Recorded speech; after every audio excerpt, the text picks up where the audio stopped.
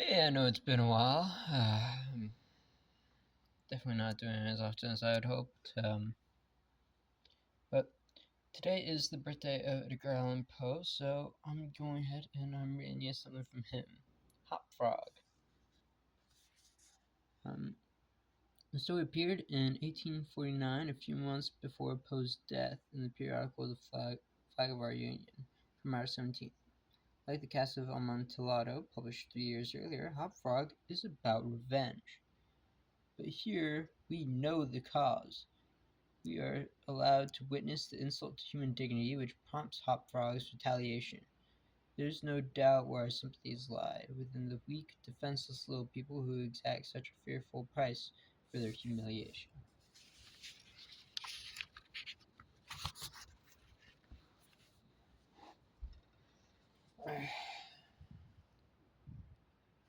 I never knew anyone so keenly alive to joke as the king was. He seemed to live only for joking, to tell a good story of the joke kind, to tell it well was the surest road to his favour. Thus it happened that his 7 ministers were all noted for their accomplishments as jokers. They all took after the king too, being being large, corpulent, oily men, as well as intimidable jokers. Whether people grow fat by joking, or whether there is something in fat itself which predisposes to a joke, I have never been quite able to determine, but certain it is a lean joker is a rare avis interis. About the refinements, or as he called them, the ghosts of wit, the king troubled himself very little. He had an especial admiration for the breath in a jest, and would often put up with length for the sake of it. Over niceties wearied him. He would have preferred rebellious Gargantua to Zadig of Voltaire, and upon the whole practical jokes suited his taste far better than verbal ones. At the date of my narrative, professing jesters, and not altogether gone out of fashion at court, several of the great continental powers still retained their fools, who were motley, with caps and bells, who were expected to be always ready with sharp witticisms at a moment's notice, in consideration of the crumbs that fell from the royal table. Our king, as a matter of course, retained his fool. The fact is, he required something in the way of folly, if only to counterbalance the heavy wisdom of the 7 wise men who were his ministers, not to mention himself. His fool, or professional jester, was not only a fool, however. His value was trebled in the eyes of the king by the fact of his being also a dwarf and a cripple. Dwarfs were as common at court in those days as fools, and many monarchs would have found it difficult to get through their days are rather longer at court than elsewhere, without both a jester to laugh with and a dwarf to laugh at. But I have already observed your jesters in 99 cases out of 100 are fat, round, and unwieldy, so that was no small source of self-gratulation with our king that in Hopfrog, this was the fool's name, he possessed a triplicate treasure in one person. I believe the name Hopfrog was not that given to the dwarf by his sponsors at baptism, but it was conferred upon him by the general consent of the 7 ministers, on account of his inability to walk as other men do. In fact, Hopfrog would only get along by a sort of interjectional gait, something between a leap and a wriggle, or wiggle. That's a really weird word, and a really weird R in particular.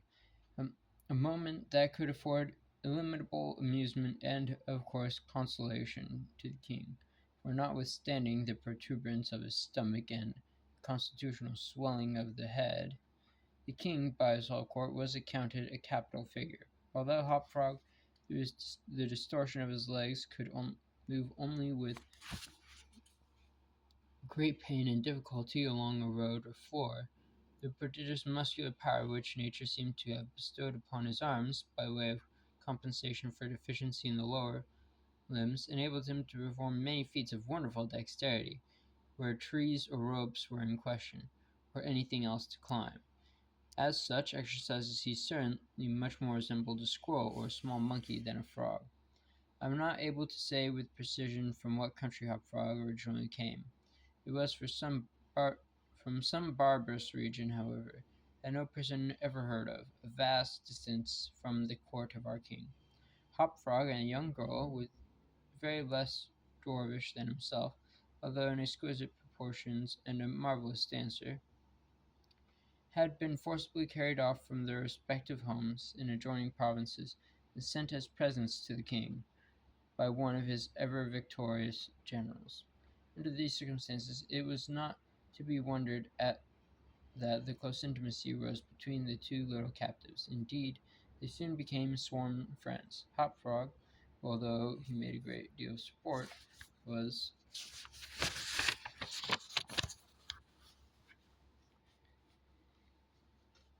by no means popular. Had it not in his power to render Trippetta many services, but she, on account of her grace and exquisite beauty, although a dwarf, was universally admired and petted. So she possessed much influence and never failed to use it whenever she could for the benefit of Hop Frog. On some grand state occasion, I forget what, the king determined to have a masquerade, and whatever masquerade or anything of that kind occurred at our court, then the talents of both Hop Frog and Trippetta were sure to be called into play. Hop Frog, in especial, was so inventive in the way of getting up pageants, suggesting novel characters, and arranging costume for masked balls, that nothing could be done, it seems, without his assistance. The night appointed for the fete had arrived. The gorgeous hall had been fitted up under Trippetta's eye with every kind of device which could possibly give eclat to a masquerade. The whole court was in a fever of expectation. As for costumes and characters, it may well be supposed that everybody had come to a decision on such points. Many had made up their minds as to what roles they should assume, a week or even a month in advance, and in fact there was not a particle of indecision anywhere, except in the case of the king and his 7 ministers. They hesitated. I could never tell unless they did it by way of a joke. More probably they found it difficult on account of being so fat to make up their minds. At all events time flew, and at last resort they sent for Trippetta and Hop Frog. When the two little friends obeyed the summons of the king, they found him sitting at his wine with the 7 members of his cabinet council, and the monarch appeared to be in a very ill humor. He knew that Hop Frog was not fond of wine, for it excited the poor cripple almost to madness, and madness is no comfortable feeling.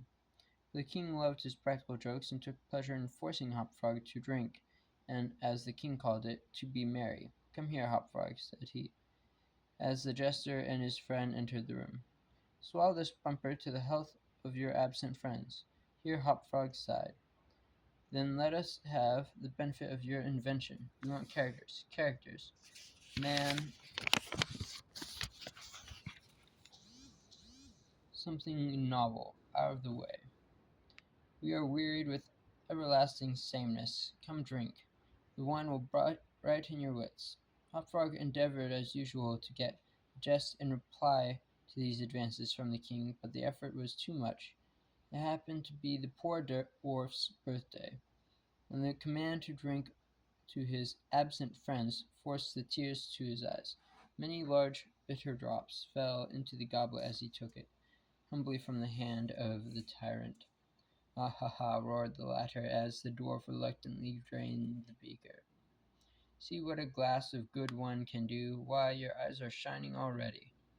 Poor fellow, his large eyes gleamed rather than shone, for the effect of wine on his excitable brain was not more powerful than instantaneous. He placed the goblet nervously on the table, looked round the company with a half insane stare, They all seemed highly amused at the success of the king's joke. "And now to business," said the Prime Minister, a very fat man.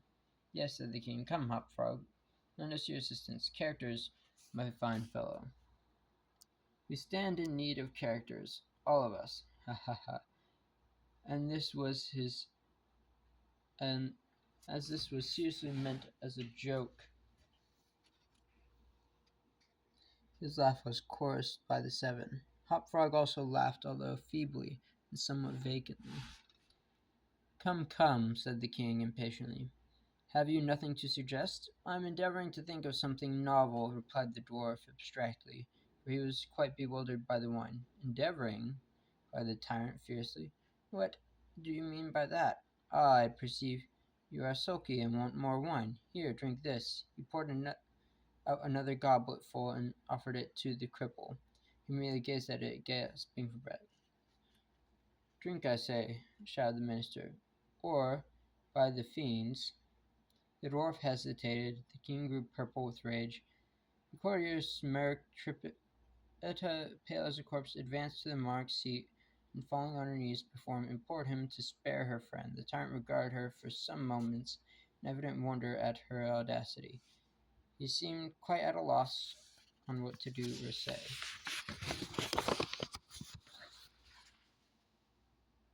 How most becomingly to express this indignation! At last, without uttering a syllable, he pushed her violently from him, and threw the contents of the brimmed goblet in her face. The poor girl got up as best she could, and not daring even to sigh, resumed her position at the foot of the table. There was a dead silence for about half a minute, during which the falling of a leaf or of a feather might have been heard.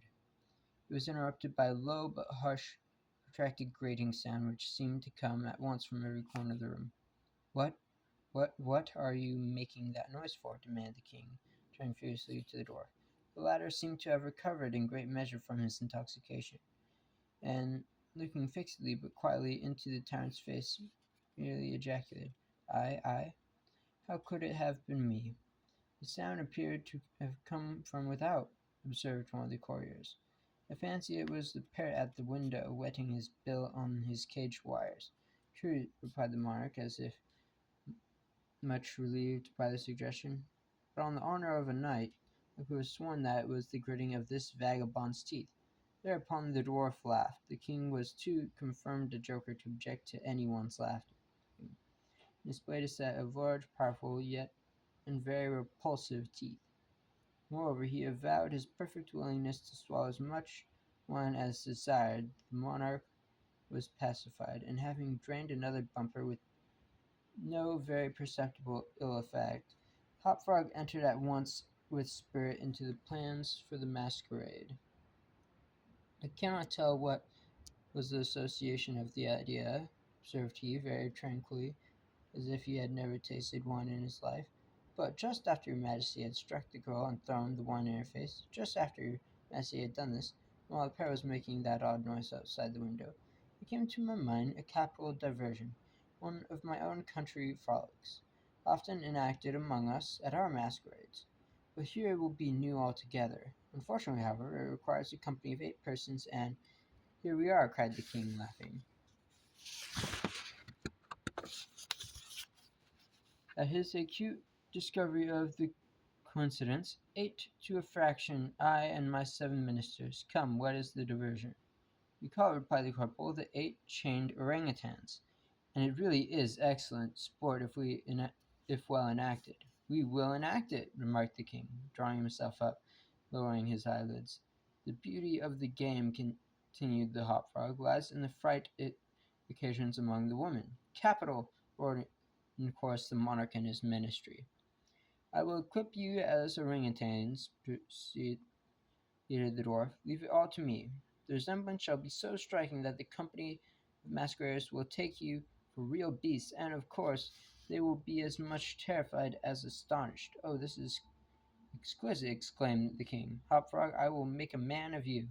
The chains are for the purpose of increasing the confusion by their jangling. You are supposed to have escaped unmasked from your keepers. Your Majesty cannot Conceive the effect produced at a masquerade by 8 chained orangutans imagined to be real ones, by most of the company, and rushing in with savage cries among the crowd of delicately and gorgeously habited men and women. The contrast is intimidable. "It must be," said the king, and the council arose hurriedly, as it was growing late. But to put in execution the scheme of Hopfrog, his mode of equipping the party as orang-utans for his purposes, the animals in question had, at the epoch of my story, very rarely been seen in any part of the civilized world, and as the imitations made by the dwarf were sufficiently beast-like and more than sufficiently hideous, their truthfulness to nature was thus thought to be secured. The king and his ministers were first encased in tight-fitting stockinette shirts and drawers. They were then saturated with tar. At this stage in the process, some of the party suggested feathers, but the suggestion was once overruled by the dwarf, who soon convinced the 8 by ocular demonstration that the hair of such a brute as the orangutan was much more efficiently represented by flax. A thick coating of the latter was accordingly plastered upon the coating of tar. A long chain was now procured. First it was passed through the waist of the king and tied, then about another of the party also tied, then about all successively in the same manner. When this chaining arrangement was complete, and the party stood as far apart from each other as possible, they formed a circle, and to make all things appear natural, Hopfrog passed the residue of the chain in 2 diameters at right angles across the circle, after the fashion adopted at the present day by those who capture chimpanzees or other large apes in Borneo. The grand saloon in which the masquerade was to take place was a circular room, very lofty, receiving the light of the sun only through a single window at top. At night, the season for which the apartment was especially designed, it was illuminated principally by a large chandelier, depending by a chain from the center of the skylight, and lowered or elevated by means of a counterbalance as usual. But, in order not to look unsightly, this ladder passed outside the cupola and over the roof. The arrangements of the room had been left to Trippetta's superintendence, but in some particulars, it seems, she had been guided by a calmer judgment of her friend the dwarf. At his suggestion it was that on this occasion this chandelier was removed. Its waxen drippings, which, in weather so warm, it was quite impossible to prevent, would have been seriously detrimental to the rich dresses of the guests, who, on account of the crowded state of the saloon, could not all be expected to keep out of its centre. That is to say, from under the chandelier, additional sconces were set in various parts of the hall out of the way, and a flambeau emitting sweet odour was placed in the right hand of each of the caryatides that stood against the wall, some 50 or 60 altogether. The 8 orangutans, taking Hopfrog's advice, waited patiently until midnight, when the room was thoroughly filled with masqueraders, before making their appearance. No sooner than the clock ceased striking, however, than they rushed, or rather rolled in altogether, for the impediments of their chains caused most of the party to fall and all to stumble as they entered. The excitement among the masqueraders was prodigious, filled the hearts of the king with glee. As had been anticipated, there were not a few guests who were supposed the ferocious-looking creatures to be beasts of some kind in reality, if not precisely orangutans. Many of the women swooned with affright, and had not the king taken the precaution to exclude all weapons from the saloon, the party might soon have expiated their frolic in their blood. As it was, a general rush was made for the doors. The king had ordered them to be locked immediately upon his entrance, and, at the dwarf's suggestion, the keys had been deposited with him. While the tumult was at its height, and each masquerader attentive only to his own safety, for, in fact, there was much real danger from the pressure of the excited crowd, the chain by which the chandelier ordinarily hung, and by which had been drawn up on its removal might have been seen very gradually to descend until its hooked extremity came within 3 feet of the floor. Soon after this, the king and the seven friends, having reeled about the hall in all directions, found themselves at length in its center, and of course in immediate contact with the chain. While they were thus situated, the dwarf, who had followed noiselessly at their heels, deciding them to keep up their commotion, took hold of their own chains at the intersection of the two portions which crossed at the circle diametrically and at right angles. Here, with the rapidity of thought, he inserted the hook from which the chandelier had been wont to depend, and in an instant, by some unseen agency, the chandelier chain was drawn so far upward as to take the hook out of reach, and as an inevitable consequence to drag their orangutans closer in close connection and face to face. The masqueraders by this time had recovered in some measure from their alarm, and beginning to regard the whole matter as a well contrived pleasantry, set up a loud shout of laughter at the predicament of the apes. Leave them to me now, screamed Hop Frog, his shrill voice making itself easily heard through all the din. Leave them to me. I fancy I know them, but I can only get a good look at them. I can soon tell who they are. Here, scrambling over the handle of the crowd, he managed to get to the wall, when seizing the flambeau from one of the caryatides as he returned. As he went to the center of the room, leaped, with the agility of a monkey, upon the king's head, and thence clambered a few feet up the chain, holding down the torch to examine the group of orangutans still screaming, "I shall soon find out who they are." And now, while the whole assembly, the apes included, were convulsed with laughter, the jester suddenly uttered a shrill whistle, and the chain flew violently up for about 30 feet, dragging with it the dismayed and struggling orangutans, and leaving them suspended in midair between the skylight and the floor. Hop Frog, clinging to the chain as it rose, still maintained his relative position in respect to the ape maskers, and still, as if nothing were the matter, continued to thrust his torch down toward him, as though endeavoring to discover who they were. So thoroughly astonished was the whole company at this ascent that a dead silence of about a minute's duration ensued.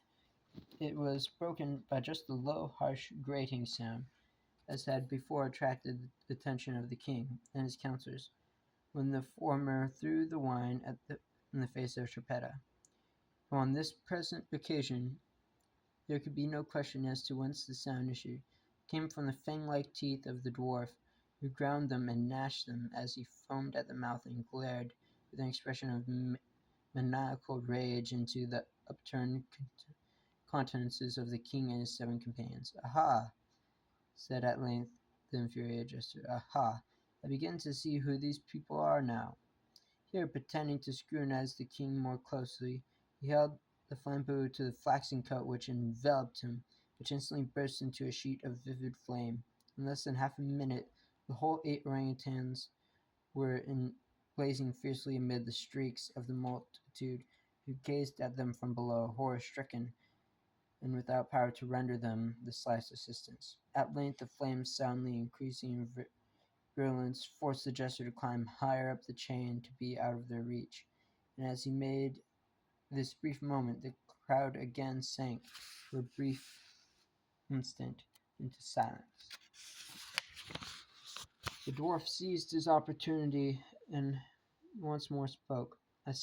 Now see distinctly," he said, "that what manner of people these masters are. They are a great king and his 7 privy councillors, a king who does not scruple to strike a defenceless girl, and his 7 councillors who abet him in the outrage.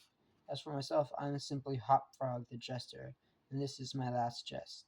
Owing to the high combustibility of both the flax and the tar to which it adhered, the dwarf had scarcely made an end of his brief speech before the work of vengeance was complete.